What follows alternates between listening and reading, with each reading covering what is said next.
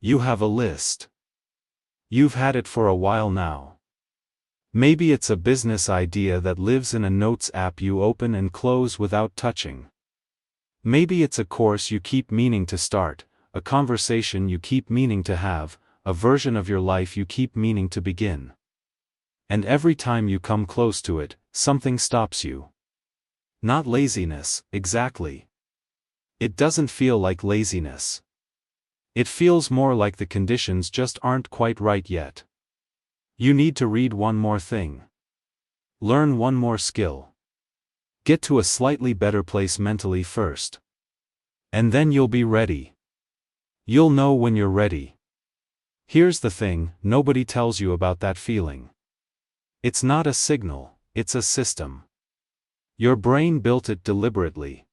And once you understand what it's actually doing, the whole experience starts to look very different. Let's start with what readiness actually is, because most people have never questioned the assumption underneath it. There's this widely held intuition that readiness is a state you arrive at, that at some point, the preparation will be complete, the uncertainty will resolve, and you'll feel something click into place that tells you it's safe to go.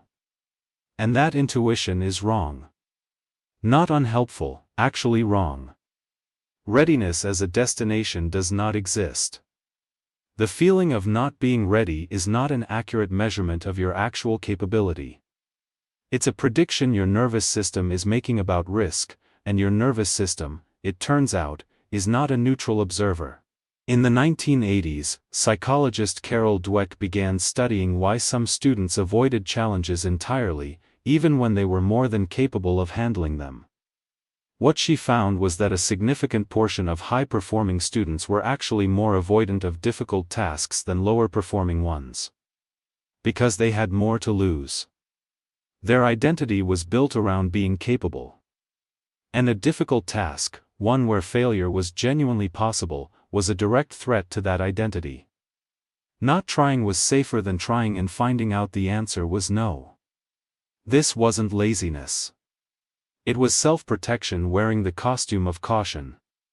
The psychological term for what's happening underneath is self-handicapping, a concept introduced by researchers Jones and Berglas in 1978.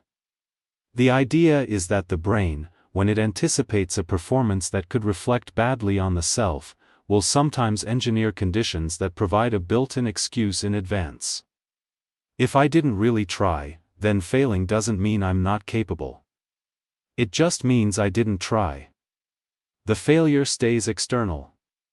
The self stays intact. Not feeling ready is one of the cleanest forms of self-handicapping there is. Because you haven't refused to do the thing. You've just deferred it. You're still going to do it. Just not yet. Just when the moment is right. And in the meantime, the possibility that you could do it and it could go well remains perfectly preserved, untested, unspoiled. Which brings up something uncomfortable. The not ready feeling is often strongest in the people who care the most, the ones who have genuinely thought deeply about what they want. Who have a real sense of what it would mean if it didn't work. A person who doesn't particularly care about the outcome has very little to protect. They'll try things easily because nothing is on the line. But the person who has spent months imagining something, who has attached real meaning to it, who would be genuinely devastated if it failed, that person has built the stakes up high enough that the nervous system starts treating it like an actual threat. And the nervous system does not distinguish between a threat to your physical safety and a threat to your sense of self. It processes both through the same ancient circuitry. The hesitation you feel before doing something that really matters to you is not philosophical, it's biological. Your brain is trying to protect something. In 2011, researchers at the University of Southern California found that the anticipation of negative emotion is often more motivationally paralyzing than the actual negative emotion itself. Meaning the dread of possible failure keeps people stuck more effectively than failure actually does. Most people who experience real failure get back up. Most people who are frozen in anticipation of failure stay frozen. The imagined version is harder to survive than the real one. This is why the advice "just start" is technically correct and practically useless for most people who need it. Because it doesn't address what's actually happening. It assumes the problem is momentum, that the person just needs a small push to get going. But the problem isn't momentum. It's that some part of them has decided the risk is too high. And you cannot push past a risk calculation, you can only change it. So what actually changes it? This is where it gets specific, and a little counterintuitive. The most effective thing is not building more confidence before you start. Confidence that precedes experience is almost always borrowed. It fades the moment reality doesn't cooperate. What changes the calculation is accumulating what psychologist Bandura called mastery experiences. Small, concrete moments where you attempted something uncertain and it worked. Not big wins. Tiny ones. The kind that don't feel significant enough to count at the time and then quietly shift something in the background.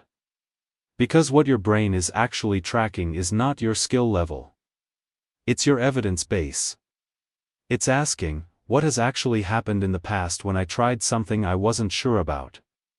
And if the honest answer is, I don't know, I usually avoid that point, then no amount of preparation changes the calculation. The only thing that changes it is history. And the only way to build history is to start before you feel ready. There's one more layer here that most people don't talk about because it's harder to sit with. Some people have been not ready for so long that it's become an identity. The person with the project. The person who's going to do the thing.